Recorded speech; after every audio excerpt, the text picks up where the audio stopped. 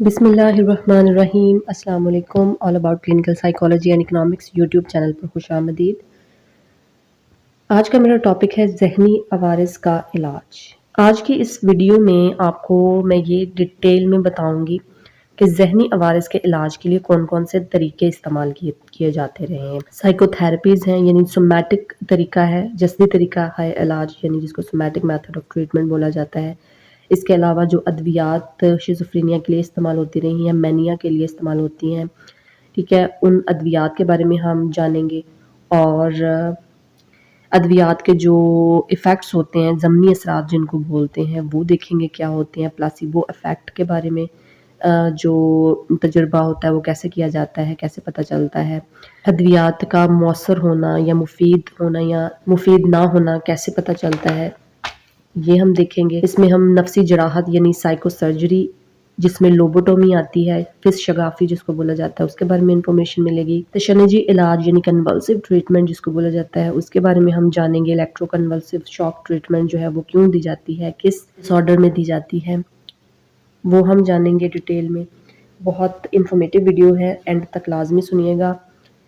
ऐसे वीडियोस जो मैं इंफॉर्मेशन के लिए, डिटेल्ड इंफॉर्मेशन के लिए बनाती हूँ, वो आपके लिए बनाती हूँ ताकि आप उनको सुने, आपके पल्ले कुछ पड़े। शुरू करने से पहले आपसे इल्तिजा है कि मेरा चैनल जो है वो ज़रूर सब्सक्राइब कर लें और बेल आइकन को ज़रूर प्रेस करें ताकि मज़ीद आने वाली वीडियोस की अपडेट्स आपको मिलती रहें। Mental treatment of disorders. हर मर्ज़ का कोई ना कोई इलाज दरियाफ्त कर लिया गया है, और अगर जहनी अवारस की तशरीह के वक्त इनके नामियाती और नफ्सियाती मौजूबात मालूम हैं तो इन पर काबू पाना भी मुमकिन है।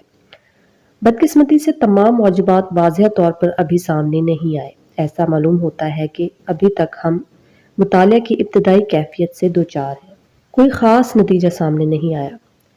यही वजह है कि तिब्बी नुक्ता नज़र के हामी जो साइकियाट्रिस्ट कहलाते हैं, जस्दी यानी सोमैटिक इलाज पर जोर देते हैं, और इसके लिए तरह तरह के इलाज के तरीके अपने मकसद में कहाँ तक कामयाब हुए हैं, इसका हतमी जवाब अभी नहीं दिया जा सकता। बिल्कुल तंदुरुस्त हो जाने वालों की तादाद बहुत ही कम है। इसके बरक्स नफ्सियात दान नफ्सियाती इलाज के काबिल है, क्योंकि वो इसे नफ्सियाती असल करार देते हैं, इसलिए इसका शाफी इलाज भी नफ्सियाती इलाज ही है।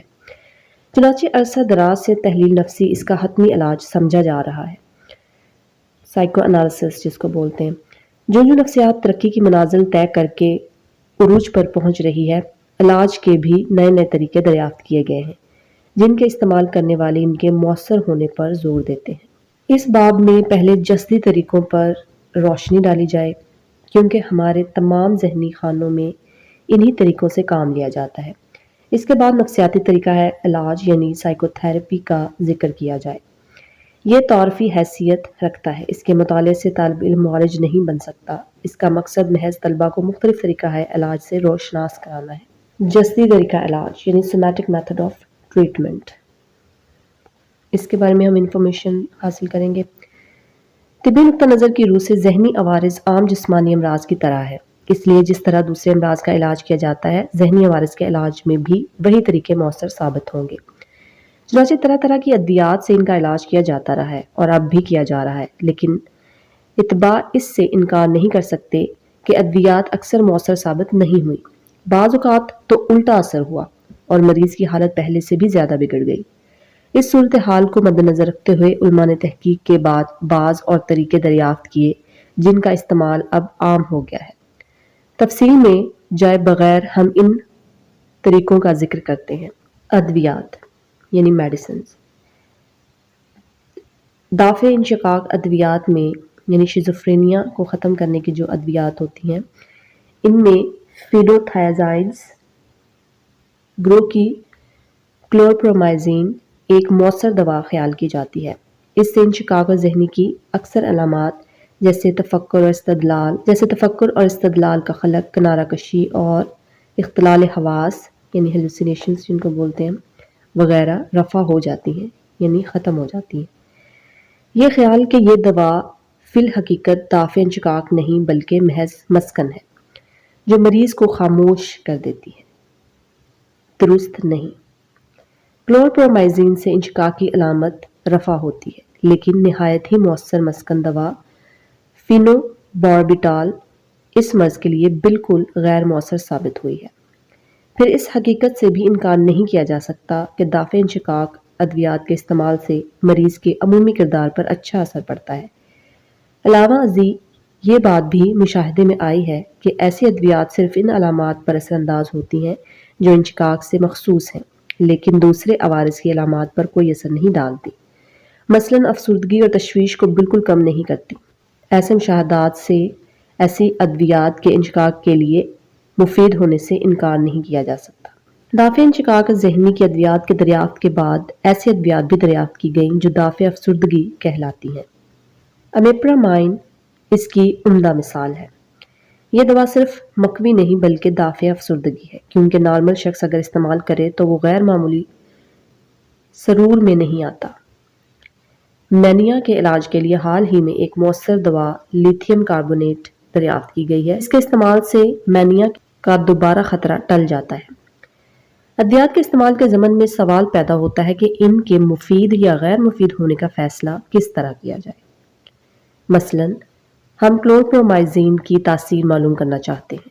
امتحان کا آسان طریقہ یہ ہے کہ انشقاق ذہنی کے چند مریضوں کو کچھ عرصے کے لیے یہ دوا استعمال کرائی جائے اور پھر معلوم کیا جائے کہ موجودہ حالت پہلے کی نسبت بہتر ہے یا نہیں۔ اس دوا کی تیاری کرنے والی کمپنی کا یہی دعویٰ ہے۔ منسلکہ اشتہار میں اس کی افادیت کا یہی ثبوت پیش کیا گیا ہے، لیکن ذرا سا غور کرنے سے جانچ کے اس طریقہ کار کا نقص عیاں ہو جائے گا۔ قبل اور بعد کے امتحان کا ایک مسئلہ یہ ہے کہ اکثر اوقات مریض خود بخود بہتر ہو جاتا ہے۔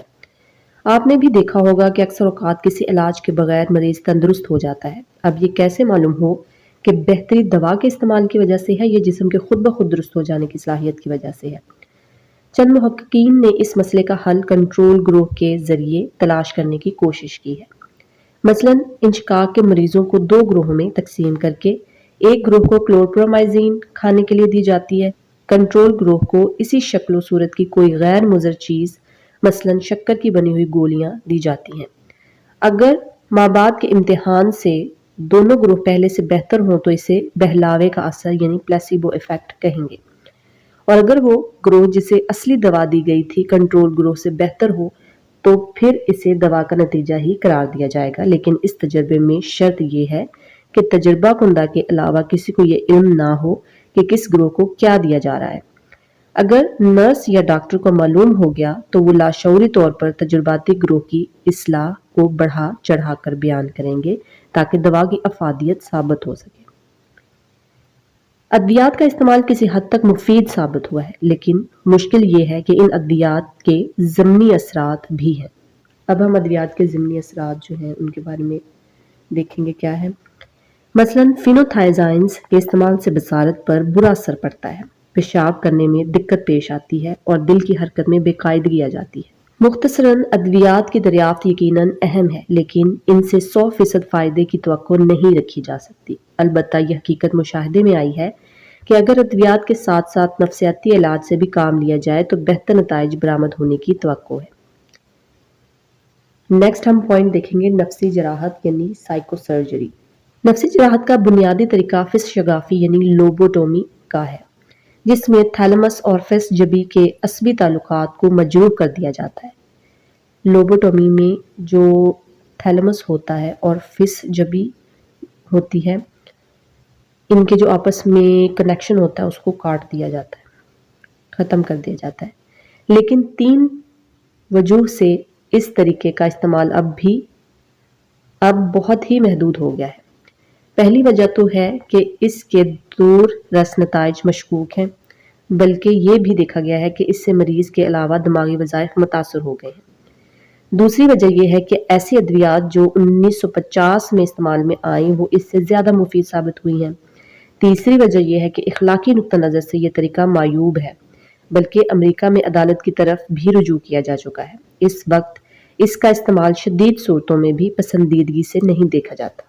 کسی کو آپ تکلیف نہیں پہنچا سکتے، کسی کا جسم کا حصہ جو ہے وہ مجروح جان بوجھ کر نہیں کر سکتے، یا اپنی ایکسپیریمنٹ کے لیے آپ ایسا نہیں کر سکتے کسی انسانی جسم کے ساتھ، تو اس لیے عدالت سے بھی رجوع کیا گیا۔ ٹھیک ہے، یہ پسندیدگی کی شکل نہیں ہے لوبوٹومی جو ہے۔ تشنجی علاج یعنی کنولسو ٹریٹمنٹ۔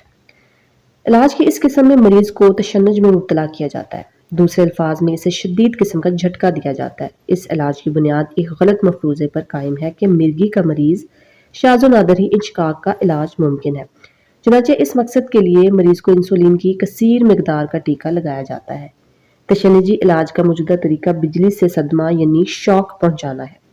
इसे ECT यानी बरकी तशन्नुजी इलाज यानी इलेक्ट्रोकन्वल्सिव शॉक ट्रीटमेंट कहते हैं। शॉक देने का ये तरीका इतालिया के 2 डॉक्टरों ने इजाद किया है। इसमें 2 बरकीये यानी इलेक्ट्रोड्स मरीज की कनपट्टी पर रखे जाते हैं और 70 से 150 वोल्ट की बिजली से सेकंड के कुछ हिस्से से लेकर 1 सेकंड तक शॉक दिया जाता है। इससे फितरी तौर पर बेहोशी तारी हो जाती है और इसके बाद मिर्गी जैसी कैफियत पैदा हो जाती है। शॉक देने से पहले अजलात को ढीला कर लिया जाता है ताकि हड्डी टूटने का खतरा ना रहे।